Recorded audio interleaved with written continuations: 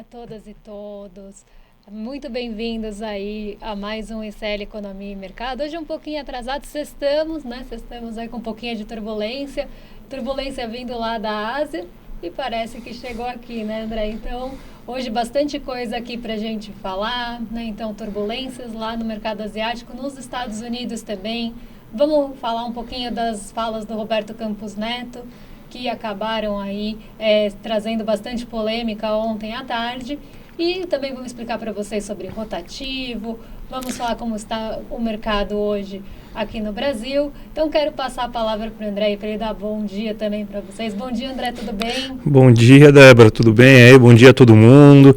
Manhã turbulenta, né? Para quem está acompanhando já sabe que acabou a luz aqui no nosso estúdio, então estamos hoje improvisados, mas estamos aqui justamente para falar aqui com vocês, para explicar o que aconteceu no mundo, como que fechou o mercado asiático, o que está acontecendo no mercado americano, o reflexo disso aqui na nossa Bolsa de Valores, as falas do Bob Fields, que se ele não fala durante o dia, né, não é um programa aqui do mercado dos investimentos, e também vamos falar de rotativos, do crédito rotativo e também do consignado. Bastante coisa para a gente falar aí durante esse momento aí, Débora. Então vamos abrir já falando agora da Ásia, inclusive com notícia do nosso site aqui para a gente já ilustrar isso? Vamos falar da Ásia, porque lá na Ásia a gente teve um dia misto ontem, né? Então um dia aí até melhor na Ásia ontem, deixando ali o Xangai Composto em alta e também o Nikkei em queda, mas hoje, né, a Ásia fecha durante a manhã. Hoje aí a Ásia, o Nikkei 225 teve queda, a gente teve queda no Xangai Composto, então um dia majoritariamente negativo ali na Ásia. E quem liderou as quedas hoje foi o Hang Seng. O Hang Seng é o índice de Hong Kong, né? Ele caiu mais de 2% hoje, então um dia bastante ruim para o Hang Seng, né? E por que o Hang Seng cai tanto, né? O Hang Seng ele também é bastante sensível ali a movimentações nos Estados Unidos. Ontem a gente teve uma alta nas treasuries, né? O que são as treasuries? São os títulos de dívida lá dos Estados Unidos, e ontem a gente teve a maior alta nos últimos 15 anos nos rendimentos das treasuries. Então o mercado está esperando que as taxas de juros pré-fixadas vão subir. Então isso trouxe ali um pessimismo para o mercado hoje na abertura asiática e no fechamento. E o Hang Seng, por ser uma bolsa bastante pesada em tecnologia e setor imobiliário, foram os dois setores que mais derrubaram o Hang Seng. E ela é uma bolsa mais volátil, como vocês podem ver aí na tela. Então isso trouxe esse pessimismo, e o Hang Seng ele acabou aí trazendo essa queda mais acentuada, liderando as perdas por lá, né? E a gente tem outras notícias também para falar de setor imobiliário, né, André? Sim, né? Você tem o problema da Evergrande, né, que bateu bastante no mercado asiático, o setor imobiliário chinês aí com problemas. Você pode explicar um pouquinho mais para a gente agora disso, Débora? A Evergrande, né, uma incorporadora importante chinesa. A gente já vem falando bastante aí dessas dificuldades que o setor, pressão também que o setor imobiliário chinês está sentindo, né? Então a Evergrande, ela é uma grande incorporadora e ela decretou, ou pelo menos acionou ali um artigo de falência lá nos Estados Unidos, né? Então outro ponto aí para pesar na incerteza em relação à China. O setor imobiliário também movimenta bastante commodities, né? Quando a gente tem uma expectativa ali de estímulo no setor imobiliário, a gente vê que algumas commodities reagem bem a isso. E uma notícia negativa como essa acaba impactando bastante o mercado. Então um dia bem ruim lá na Ásia, né? Então um dia ruim na Ásia e de treasuries em alta, o que pode mexer com o mercado, e está mexendo com o mercado lá nos Estados Unidos, mas por aqui ainda não, né? Então vamos aí esperar vamos ver se a abertura se mantém aí como está positiva aqui no Brasil, mas a gente vai falar isso um pouquinho depois. Exato. A gente vai até agora, vamos pro Brasil, né? E quando a gente vai pro Brasil, a gente fala dele sempre, né? Bob Fields III. Bob Fields III está aqui, ó, mostrando aqui críticas, até a notícia aqui está errada, mas tudo bem. Após críticas de varejistas e consumidores, Campos Neto diz que fim do parcelamento sem juros no cartão não está em estudo no BC. Ou seja, ele falou aquilo da cabeça dele mesmo, né? O BC com grandes técnicos não levou isso em consideração, né? Mesmo isso daí, então ele tirou da própria cabeça, e parece que depois de uma certa quantidade de broncas que ele tomou, porque os consumidores começaram a entender o absurdo que é isso, né? O setor varejista com certeza também deve ter reclamado bastante. Fernando Haddad também fez críticas em relação a isso, agora parece que ele tira um pouco do pé. Além disso, ele fala que os estudos para você fazer políticas de juros, em questão do rotativo e tudo mais, eles estão em andamento, mas fazem parte do CMN, Conselho Monetário Nacional, do qual fazem parte ele, a Simone Tebet, que é ministro do Planejamento, e o Fernando Haddad, que é o ministro da Fazenda. Então ele já colocou que depois de tantas críticas ele já falou, não sou eu que posso tomar essa medida somente. Então essa medida, ela é então uma medida em conjunto, então parece que agora foi excluída de vez, pelo menos aqui no curto prazo, né, essa possibilidade da gente ter um parcelamento, né, quando você compra em vez no cartão de crédito. Né? E você, Débora, você trouxe alguns dados interessantes para explicar justamente o que é o rotativo, né? Exatamente, né? Às vezes nossa audiência pode ter um pouquinho de dúvida, né, como funciona aí o rotativo do cartão. Então eu trouxe aqui um material para a gente entender de vez como funciona e quais seriam as propostas, né? Porque o Roberto Campos Neto, sempre que teve oportunidade, voltou a falar disso. Aí ontem ele falou, não é bem assim. Então eu trouxe aqui um material para vocês, para a gente entender de vez como é que funciona o rotativo do cartão. Então vou colocar aqui na tela para vocês acompanharem comigo, né, que quem estabelece, né, como é que funciona o rotativo, quais são as regras e como é que ele funciona. Quem estabelece ali as condições, os juros que vão ser cobrados é quem emite o cartão. Então a emissora do cartão, né, vai estabelecer todas essas regras. O rotativo atualmente, né, ele só pode ser usado uma vez por mês. Então como é que funciona? Né, você parcela a sua fatura, e normalmente, né, quem pensa em rotativo pensa naquele mínimo, né, pagamento do mínimo, mas pode ser qualquer valor que não seja o valor integral da fatura. Então chegou ali uma fatura, vamos supor, aí de R$3.000, você não paga os R$3.000, ou você paga o mínimo, que é ali 15% da fatura, ou você paga um valor menor que R$3.000 e parcela o restante. Essa é a ideia do rotativo. Só que você só pode rolar, né, que a gente fala, essa dívida uma vez. Então, se você fez essa rolagem, no mês seguinte, se você não pagar de novo o rotativo, né, não pagar de novo o valor integral, o banco, a instituição financeira, a emissora, a financeira aí no geral, tem que oferecer uma linha de crédito que seja melhor para o consumidor do que o rotativo, que tem ali historicamente as taxas de juros mais altas. Então hoje a gente vê que o rotativo funciona dessa forma. Então você só vai poder rolar a dívida de novo e pagar o mínimo depois que você sanar esse primeiro parcelamento, para não virar a famosa bola de neve. Aqui eu separei para vocês no ranking do Banco Central, né, eu separei do maior para o menor não à toa. Né, no ranking do Banco Central, a gente tem as maiores taxas de juros cobradas ao mês e ao ano, né, e quem é a instituição financeira. A média do Brasil é 430% ao ano, 13% ao mês. Tá? Então aí vocês veem que tem uma distorção, uma disparidade aí bem grande entre os primeiros colocados, né, André? A gente vê aí banco cobrando 1000% de juros, que horror, né? Não, é um absurdo, né? A gente tem, então, até que mudou agora a questão dos empréstimos do consignado, né? Que agora está sendo cobrado 1,91%, né? Para quem não sabe, o consignado, ele é também uma modalidade interessante aí, também segue, só que com muito menos risco, né? O rotativo é um crédito de maior risco. O consignado, ele tem bem menos risco, né? Então, você tem que agora, o limite que o INSS está permitindo para de cobrança ao mês é de 1,91% ao mês, ou seja, ainda é caro. E caiu 0,06 somente, né, Débora? Exatamente, era 1,97, foi para 1,91 e a Febraban ontem chiou bastante, viu?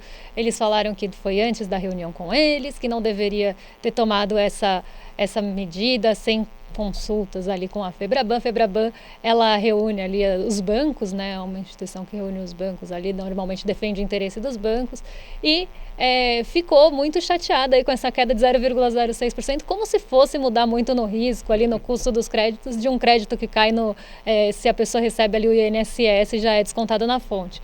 E aí eu separei aqui quais que eram aquelas propostas do rotativo, né, e qual foi a repercussão que teve disso na Febraban e no varejo, né?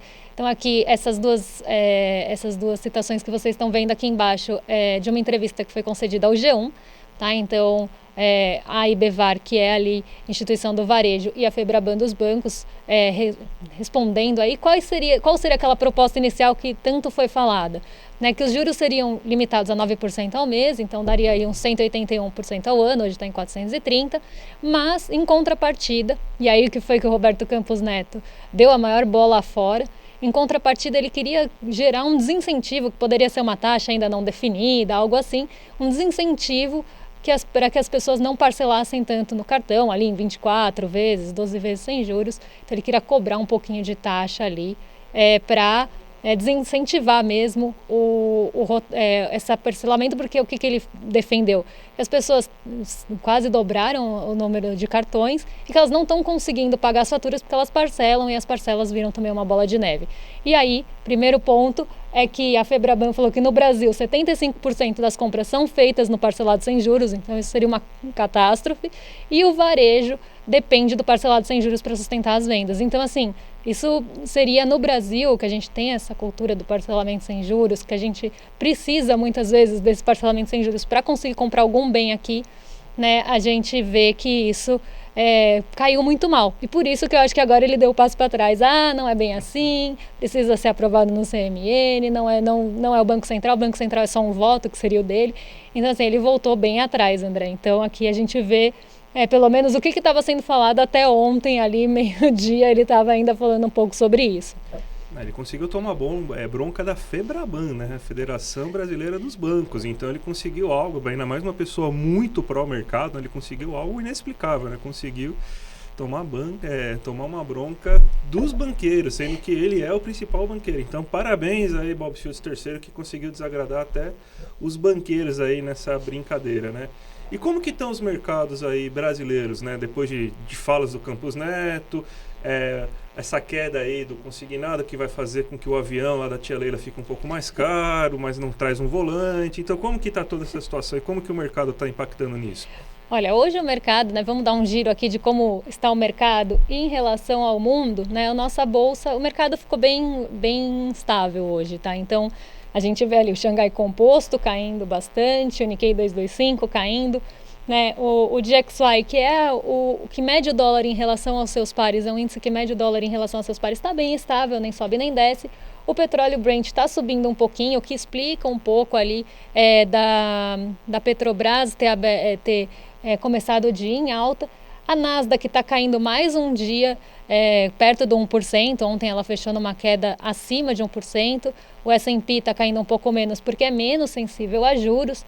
A Nasdaq, ela tem mais, é uma bolsa de tecnologia, ela tem mais essa sensibilidade, mas o Ibovespa, como a gente vê aí na tela, está na contramão desde a abertura.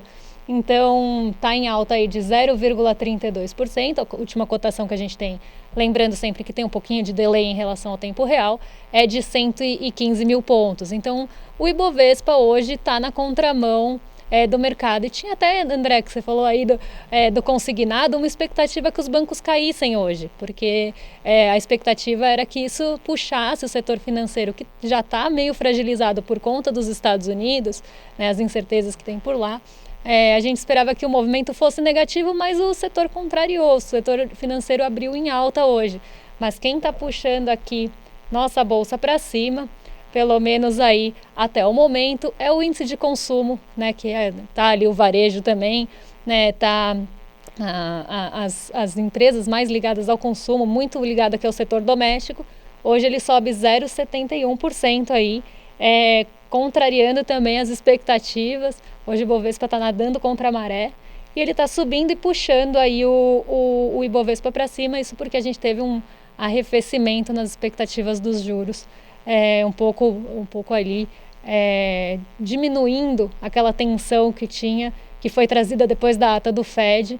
Então a gente viu que isso teve uma diminuição e acabou aí estabilizando um pouco dos juros por aqui. E falando em juros, né, falando em Banco Central, falando em tudo isso, a gente teve uma declaração bem controversa aí lá do candidato da Argentina, né, André? Javier Milei, né, o nosso ANCAP emo dos anos 2000 aí, que conseguiu liderar aqui as prévias da Argentina, né? Ele é uma figura bem, vamos chamar de controversa no começo, né? Porque é até pior, né? Mas ele fez algumas declarações aí numa entrevista aí nessa semana, falando, por exemplo, que ele não quer mais assuntos com o Mercosul, porque só tem presidente socialista. Ele quer acabar com o comércio com a China. Ele quer acabar com o Banco Central. Ele quer dolarizar a economia. Então, medidas assim, vamos dizer assim, polêmicas pelo menos, né? Polêmicas. Mas vamos explicar da onde que tá saindo da onde sai essa cabecinha aí tão especial aí que consegue dar essas ideias tão geniais para todo mundo.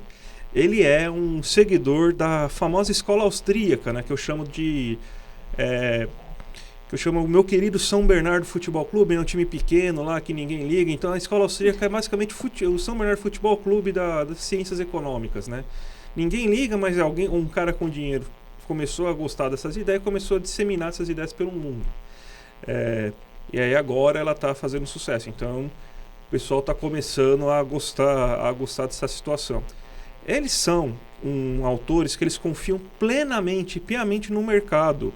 E basicamente em mais nada. Inclusive eles querem que não exista governo, né? Então o governo ele não deve funcionar nem para nada. Você consegue a partir de contratos privados, inclusive isso em segurança pública, em justiça, ou seja, você contrata aquele juiz que melhor consegue te levar para aquele caso, que consegue resolver melhor aquele caso lá quando você está precisando. Então você contrata inclusive a justiça. Então é nesse nível de loucura que a gente tem essa situação. Então ele acredita basicamente que moeda não serve para nada. Ele acredita que os mercados são perfeitos. Eu dei aula de economia austríaca no último semestre lá na minha turma lá da faculdade particular que eu dou aula. Eu cheguei à conclusão que basicamente a economia austríaca ela inventou o livro do coach. Porque basicamente eles falam assim que não, você precisa o agente econômico ele é um empreendedor em si, ele nasce com a visão empreendedora, tudo que assim, ele é um empresário nato, só basta querer, e quando alguma coisa der errado, óbvio, a culpa é do governo. Então, a gente tem então essa visão econômica de mundo, inclusive eles falam que a moeda é a pior agarra do mundo, que faz com que o Estado seja necessário. Então, um dos sonhos dele é justamente se livrar da moeda. Então, faz sentido ele acabar com o Banco Central e falar, pelo menos a gente pega uma moeda mais forte, a gente não precisa ligar para a moeda, né? Para quem vê, ele quer acabar com saúde, educação e tudo mais.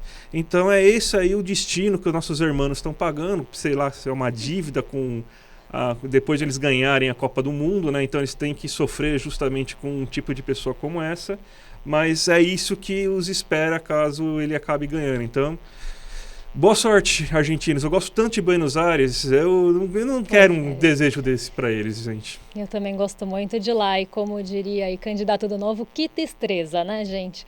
É muito triste o que está acontecendo aí na Argentina. E ver um candidato desse com essa proporção. A gente viu isso acontecer no Brasil também. A gente não entende, né? Como é que chega a esse ponto? Uma pessoa viralizou aquele vídeo dele riscando os ministérios, né? Riscou todos.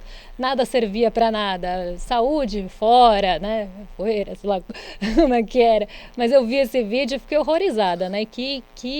É realmente a cara da ultradireita mesmo, né? A cara mesmo, né? Enfim. O Paulo Guedes é quase um marxista perto dele, né? Essa aqui é loucura. É a carinha caricata mesmo da até levantar aqui pra gente ver aqui, ó, melhor aqui nossa peruca ambulante aqui.